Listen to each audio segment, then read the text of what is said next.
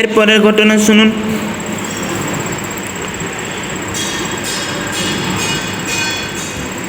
তখন আল্লাহ তাদের কাছে পাঠালেন একজন নবী। আল্লাহর কথা না আর হবে না, আমার বান্দাদের উপর তো ফিরাউন বাহিনী অত্যাচার শুরু করে দিয়েছে, কাজেই আরও হবে না। এখন নবী পাঠালেন। নবীর নাম কি বলেন তো? কি নবী কে বলতে পারে? নবীর নাম মুসা আলাইহিস সালাতু ওয়াস সালাম। আর তাওরাত কিতাব সাথে সাথে দিয়ে দিলেন। আমাদের এই মহাগ্রন্থ আল কোরআনের মতো তাওরাত কিতাব নয়, যেটা ধীরে ধীরে নাজিল হয়েছে, এটা নয়। এটা জানজালা নাজ্জালাল কিতাব, আর ওটা হচ্ছে ধীরে ধীরে নাজিলকৃত কিতাব। সুবহানাল্লাহ। ইন্না আনজালনাহু ফি লাইলাতিল কদর। আনজালনা মানে একসাথে নাজিল করেছি, আর নাজ্জালা মানে ধীরে ধীরে আমি নাজিল করেছি। যেখানে নাজ্জালা শব্দ আছে সেখানে ধীরে ধীরে ক্রমান্বয়ে মাসের পর মাস, দিনের পর দিন, বছরের পর বছর আমি কোরআন নাজিল করলাম। কিন্তু আল্লাহ তাআলা নাজ্জালাত তাওরাত শব্দ ব্যবহার করেছেন, মানে আল্লাহ তাআলা একসাথে একত্রে যেইভাবে হোক, যেই কাগজের মাধ্যমে হোক, আর যার মাধ্যমে একসাথে যেই কিতাবটা নাজিল করেছেন, সেই কিতাবের নাম হচ্ছে তাওরাত কিতাব। ওটাও আল্লাহর বাণী, আল্লাহর কিতাব, এটাও ওই আল্লাহর কিতাব। ওইটা যে আল্লাহর কিতাব, এটাও ওই আল্লাহর কিতাব। কিন্তু বিষয় হল ওই কিতাবের শরীয়ত আলাদা, এই কিতাবের শরীয়ত আলাদা। আবার প্রশ্ন করতেন, শরীয়ত আবার কি?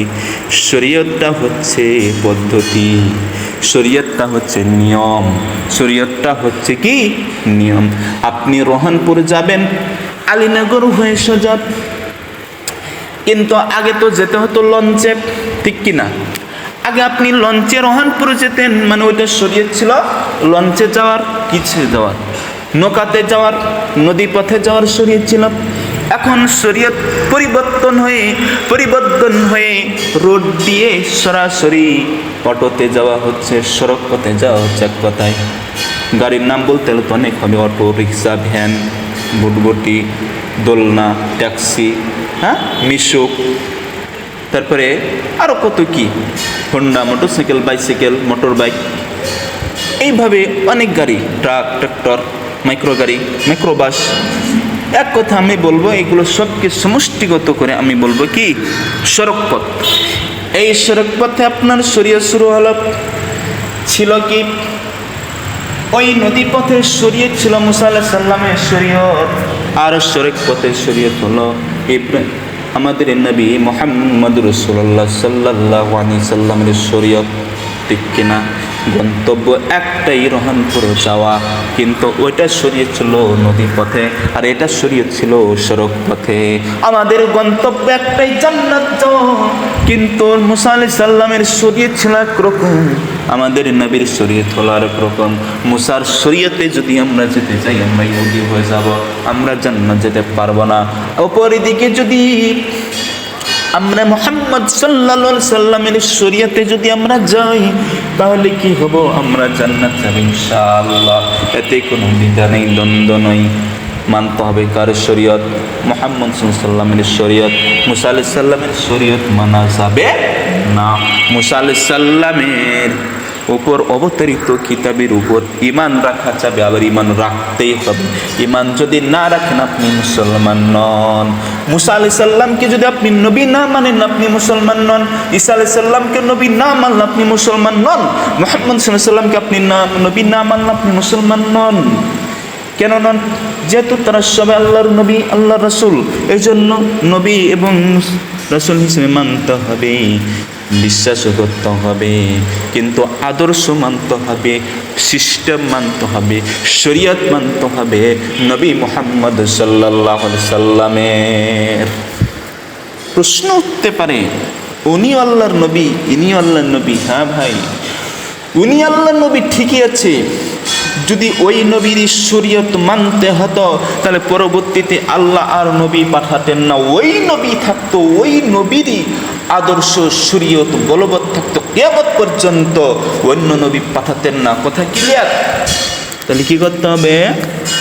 নবীর শরীয়ত মানতে হবে, নবীর শরীয়ত মানতে হবে। কোনো মারফত ভেদে গেদে পীর পূজারি মুশরিকি তাবিজ আবিজ গিরগিজারি হিরগিজারি মিরগিজারি এগুলো চলবে না। সরাসরি নবীর শরীয়ত মানতে হবে। যখন যে নবীর শরীয়ত, তখন সেই নবীর শরীয়ত মানতে হবে। যদি মুসা আলাইহিস সালামের জাতির লোকেরা মুসা আলাইহিস সালামের শরীয়তকে অমান্য করে ইউসুফ আলাইহিস সালামের শরীয়ত মানত, ইসাক আলাইহিস সালামের শরীয়ত মানত, ইসমাইল আলাইহিস সালামের শরীয়ত মানত, তাহলে ইয়াকুব আলাইহিস সালামের শরীয়ত মানত, তাহলে কিন্তু কি তারাও ভুল পথে থাকতো, তারা মুসলমান হতো না, তারা মুসলমান হতো না, জান্নাতের পথ পেত না এবং পাবেও না। কারণ যখন যে নবী থাকবে তখন সে নবীর শরীয়ত মানতে হবে, মানা ফরজ আইন, শুধু ফরজ না, ফরজ আইন। কেন মুসা আলাইহিস সালামের উপর 40 সিয়াম ফরজ ছিল। আপনি যদি একাধারে 1 থেকে শুরু করে 40 সিয়াম পালন করেন, আপনি কি আর মুসলমান থাকবেন নাকি? থাকবেন? মুসা আলাইহিস সালাতু ওয়াস সালামের উপর অনেক ওয়াক্ত সালাত ফরজ, 2 ওয়াক্ত সালাত ফরজ ছিল। আপনি যদি সে শরীয়ত মেনে 5 ওয়াক্ত না করে 2 ওয়াক্ত সালাত করেন, তাহলে আপনি মুসলমান থাকবেন কিনা? আপনি কি নবীকে মানা হলো? আপনি কি জান্নাত পাবেন? পাবেন না। কারণ ওই নবীর শরীয়ত ছিল ওটাই, আমাদের নবীর শরীয়ত হলো আলাদা। নবী কিন্তু ওই আল্লাহরই, যেই আল্লাহ মুসাকে পাঠালেন, ওই আল্লাহ মুহাম্মদ সাল্লাল্লাহু আলাইহি ওয়াসাল্লামকে পাঠালেন। যে আল্লাহ মুসা আলাইহিস সালামকে নবী করলেন, ওই আল্লাহ মুহাম্মদ সাল্লাল্লাহু আলাইহি ওয়াসাল্লামকে নবী করলেন। কিন্তু মুসা আলাইহিস সালামের শরীয়ত মানা যাবে না, মানতে হবে মুসা আলাইহিস সালামের শরীয়ত মানা যাবে না, মানতে হবে মুহাম্মদ সাল্লাল্লাহু আলাইহি ওয়াসাল্লামের শরীয়ত। শুধু মুসা আলাইহিস সালামকে নবী হিসেবে মানতে হবে, অর্থাৎ বিশ্বাস করতে হবে, আকীদা ঠিক রাখতে হবে যে তিনি আল্লাহর নবী, তিনি আল্লাহর নবী, তিনার ভিতরে কোনো গলত ছিল না, অর্থাৎ তিনি কোনো ভুল করেন নাই। তিনি আল্লাহর কিতাবের দাওয়াত তিনি মানুষের কাছে পৌঁছে দিয়েছেন, যথার্থ দায়িত্ব পালন করেছেন। তিনি আল্লাহর নবী, তিনি একজন জান্নাতি মানুষ। সকল নবীরই তো জান্নাতি, ঠিক কি না?